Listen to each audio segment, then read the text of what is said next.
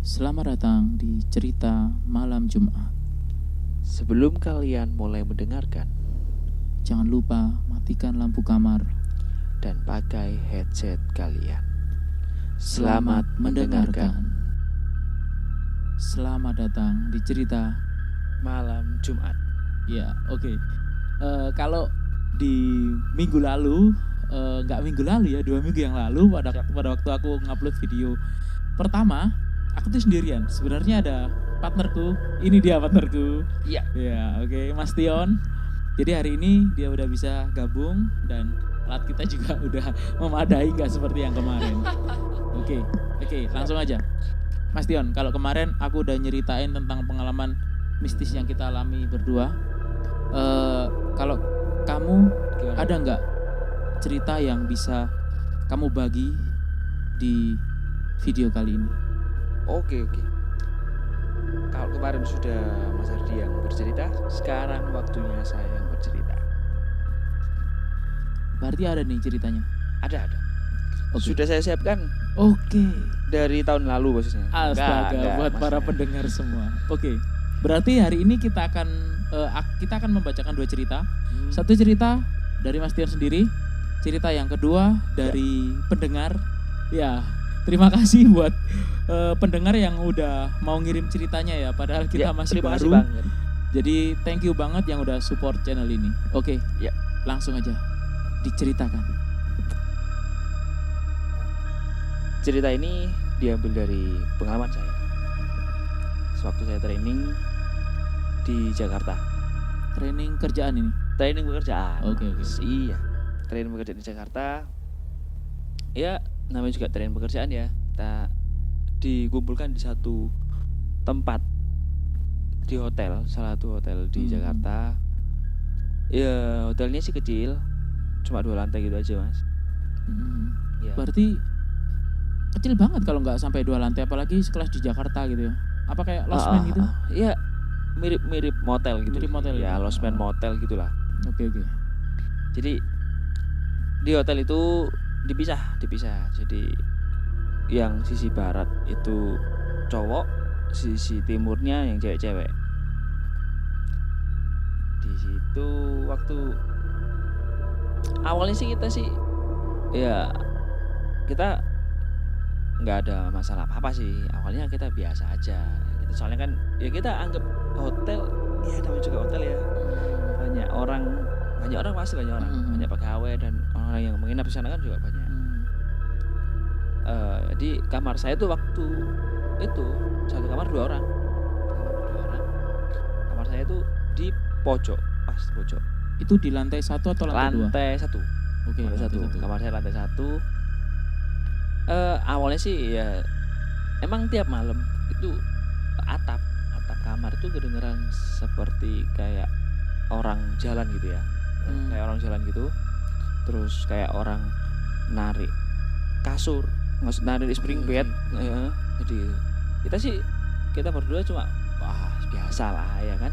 Namanya juga hotel, mungkin ya kamar atas lagi sibuk. Oke. Iya. Sibuk apa ya nggak tahu lah ya kan. Itu kita udah biasa aja kita. Sibuk olahraga mungkin. Ya, lantai 2 itu tempat gym. Gitu maksudnya gitu. Ya. Tempat gym. Besoknya sampai minggu ketiga. Ini trainingnya cukup lama. Training 1 bulan. 1 bulan di Jakarta. Berarti 1 bulan ada di hotel tersebut. Iya, benar sekali. Oke. Sabtu Minggu mungkin kita baru bisa keluar. Maksudnya keluar tuh kalau Minggu saya beribadah ya ke gereja sama teman-teman. Jadi mulai hari Senin sampai Sabtu kita di sana. Oke. Di sana sampai minggu ketiga ada salah satu teman saya. Dia bilang, teman saya dia di kamar atas. Dia itu katanya yang di kamar atas itu kosong. Kamar atas yang tempat atas kamarmu berarti? Lantai 2. Lantai 2 itu kosong. Ada yang kosong, Banyak yang kosong. Jadi cuma keisi beberapa kamar aja. Anjir. Pas di atas kamar saya itu kosong. Oh my Kosong. God. Oke. Oh ya, Oke. temen, Terus. teman saya yang di lantai 2 itu dia sering denger kayak orang-orang narik spring bed gitu sih, narik kasur gitu kan. Dipikir itu karyawan, gitu. Dipikir karyawan. Padahal malam itu ya. Malam. Oh, oke. Malam. Jadi akhirnya mereka akhirnya merasa janggal kan. Janggal. Ada apa ya? Mereka memberanikan diri tanya ke salah satu karyawan yang lewat di situ. Tanya, Mbak, enggak tolong itu orang sebelah kalau malam jangan boleh narik-narik kasur atau jalan-jalan. Karyawannya bilang, loh Mas, kamar sebelah kosong. Anjir. Sebelah kosong. Terus siapa yang malam-malam tarik itu? Aduh, siapa ya? Dan itu Nggak tahu juga. Dan Iya, itu kamu sama teman-teman tahu itu minggu ketiga. baru minggu ketiga. Dan itu terjadi dari minggu pertama. Iya. Oh. Dan kita nganggep dari minggu pertama sampai minggu ketiga, kedua itu biasa. Anjir. Kita nggak ngerasa apa-apa. Mungkin karena pikirannya positif ya. Jadi nggak ngerasa ya. Soalnya Iya. kan di sana kita pikirannya untuk training training kerja. Kita nggak ngebayangin kita cari setan, enggak. Aku nggak ngebayangin kita sebulan di tempat yang kayak gitu dan kita tiap malam digangguin. Anjir. Merinding cuy. Jadi sampai akhirnya minggu keempat kita cowok-cowok ngumpul di satu kamar. Kita cerita nih. Kita cerita sebelum minggu akhir, sebelum kita pulang kita cerita. Kita sharing apa yang kita rasakan. Kita cerita. Ternyata ceritanya hampir sama semua. Kita digangguin semua. Ya. Yang di lantai 2 pun temanku yang di lantai 2 itu juga dengar kayak orang jalan gitu. Kayak orang jalan duk. Anjir. Wow. Kita sih nggak tahu ya. Saya sih nggak tahu. Okay, kita semua yang di situ nggak tahu. Waktu training itu nggak tahu. Kisah di balik hotel itu kita nggak tahu. Jadi itu salah satu hotel kecil di daerah Jakarta. Daerah Jakarta. Daerah mana kalau boleh tahu? Sekitar Kuningan itu. Kuningan. Oke. Luar biasa. Gak ngebayangin ya. Jadi itu ya ceritanya ya? Ya. Cerita buat opening kita hari ini. Oke. Luar biasa. Gak ngebayangin sebulan training dan kita ditempatkan di tempat yang seperti itu. Wah, ya. Luar biasa. Akhirnya kita kebal. Oh, kebal. Kebal. Iya. Bukan kebal setan. Oke, kalau gitu kita lanjut ke cerita kedua ya. Oke, cerita yang kedua aku yang bacain. Jadi cerita ini dari pendengar cerita malam Jumat. Namanya Mas Riki. Hebat banget ya. Baru tampil berapa episode sudah? Baru 1 episode. Sudah ada yang mau kirim cerita. Buat teman-teman yang juga kalau pengen cerita mistisnya mau kita bacain, bisa nanti di DM ya, DM Instagram. Oke. Bisa banget. Ada di bawah. Oke, lanjut aku ceritanya ya. Perkenalkan, aku Riki Mas. Pas pertama ngedengerin cerita malam Jumat, aku jadi tertarik pengen membagikan cerita mistis yang barusan saja aku alami. Jadi dia ini ngalamin cerita horor ini 1 minggu sebelum video pertama kita tayang. Oh, masih anget. Iya. Oke Mas, aku dari Surabaya juga nih. Jadi gini ceritanya. Aku adalah salah satu pegawai dinas perdagangan kota Surabaya.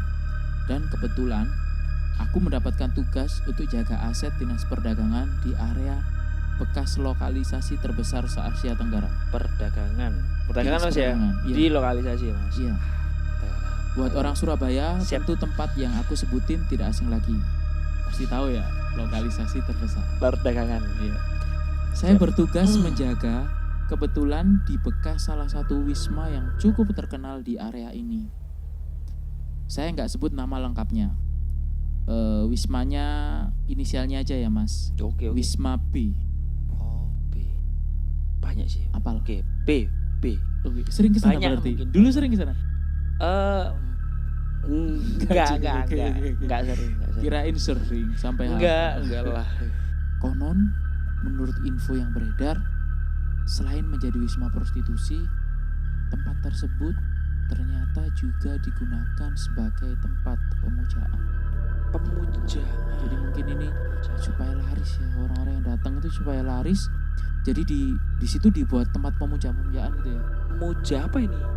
Ya muja berhala lah barang kayak gitu. Oh iya. Pesugihan atau apa iya. supaya si wismanya laris lah. Tiap Supaya orang banyak yang datang atau ya ketagihan gitu jadian ya. mungkin buat Jadi ketagihan. yang ya gitulah. Oke. buat narik pelanggan Oke, gitu ya. oke, lanjut. Banyak. Sekedar info ya Mas, semenjak ditutup dan dibeli oleh pemerintah kota Surabaya, tempat ini sekarang menjadi sentra usaha alas kaki. Oh, jadi si Wisma B ini sekarang jadi sentra usaha alas kaki. Oh, bagus. Udah berubah jadi tempatnya. Iya, jadi yang positif. Siap. Kejadian yang aku alami ini terjadi bukan malam hari, tapi di siang hari sekitar jam setengah 2-an siang. Oh, siang ini berarti. Wah, ini keren ini. Siang-siang ini malah. Siang berani tampil. Waktu itu aku ceritanya lagi sakit perut nih Hmm. dan kebelet banget buat aku sebutin aja ya, aku kebelet banget buat ngepup. Gak apa-apa lah, Iya, gak apa-apa. Oke. Singkat cerita, Lanjut. aku naik ke lantai atas, ke lantai 2 nih, tempat toilet berada. Oh, jadi toiletnya ada di lantai 2. Oh, lantai 2. Oke. Selama aku ngepup, Selama di aku toilet. ngetit. Di toilet ya. iya ya, di Oke, toilet, toilet. tidak ada hal yang aneh atau rasa merinding. Mungkin karena siang hari. Semua berjalan lancar sampai Ya. akhirnya aku selesai. Setelah selesai, aku langsung beranjak untuk kembali ke lantai bawah. Kebetulan di samping toilet ada sebuah lorong yang gak terpakai. Lorong. Iya, ada satu lorong yang gak terpakai. Tapi orangnya nggak sempat nyari tahu itu. Nah ini aku Oke. lanjutin. Infonya, lorong itu terkenal angker. Waduh. Setelah melangkah keluar toilet, aku biasalah tengok ke arah lorong itu. Dan jelas sekali sepi. Otomatis. Sepi. Berarti kalau lewat situ otomatis noleh. Iya, otomatis kayak auto noleh gitu. Iya, siap. Biasa, kita kalau tempat-tempat sepi itu kan takut tapi pasti noleh. Parno Iya, tapi pasti penasaran. penasaran. Takut penasaran. Lalu aku lanjutkan untuk berjalan kembali ke posku di lantai 1. Baru beberapa langkah, jadi ini belum sempat kembali, masih beberapa langkah Oh dari iya. toilet. Aku terhenti dan kaget karena ada seorang anak kecil. Anjir. Ada seorang anak kecil yang tiba-tiba saja keluar dari arah lorong dan masuk menuju ke toilet. Oh, toiletnya padahal lorongnya kosong. Tahu-tahu ada anak. Siapa itu? Anak tersebut jelas sekali memakai baju putih Heeh. dengan rambut panjang terurai menutupi mata. Anjir. Jadi gini ya. Wow. Ini kalau kuntilanak mungkin masih kecil gitu ya. Oh, mungkin. Aduh. Mini. Iya, mini. Terlalu mini. kemana-mana kita ini. Aku yang awalnya cuek, seketika itu tidak bisa berkata-kata dan terdiam sejenak. Mau menggerakkan kaki juga terasa berat. Dengan sedikit baca-baca, akhirnya aku bisa mulai melangkahkan kaki. Auto freeze dia.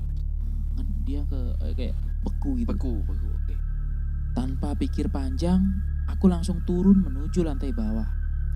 Setibanya di pos, aku bercerita tentang kejadian yang aku alami kepada temanku. Dan kata temanku, memang benar. Di lantai 2 dekat lorong toilet itu memang dihuni oleh hantu anak kecil. Wow, serem cuy. Dan kerap kali muncul siang atau malam. Kebetulan saja waktu itu aku yang bertemu dengan dia. Pas banget. Jadi aku ceritanya sekedar info ya Mas. Wisma tempat aku jaga itu terdiri dari 6 lantai. Wih, tinggi nih, tinggi. 6 lantai. Dan Daripada mitosnya sebelumnya. di lantai 5 banyak penunggu-penunggu yang sifatnya jahat. Sekian dari saya. Maaf kalau ceritanya kurang detail. Makasih Mas. Oke, jadi itu 2 cerita yang hari ini bisa kita bacain. Buat teman-teman yang mau kirim ceritanya bisa ya.